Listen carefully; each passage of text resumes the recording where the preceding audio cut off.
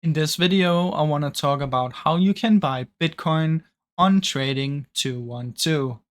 Now, keep in mind, this is only available for some regions. I live in Denmark and I only have access to the Invest and the CFD one. You need to be able to have the Trading 212 crypto one. So that one is not available for me right now. But if you have that one, then you can easily do this.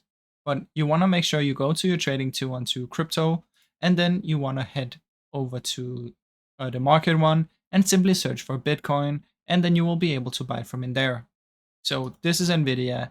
Let's just say this is Bitcoin. You just want to press buy and then type in how much you want to buy. Now, like I said, I can only use these since it is not available, the crypto one for me. But for if you're in the States or usually these kind of places, you will be able to have the crypto one. So just keep that in mind. And that's about it, guys.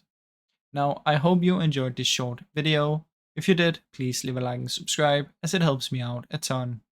Thank you so much for watching.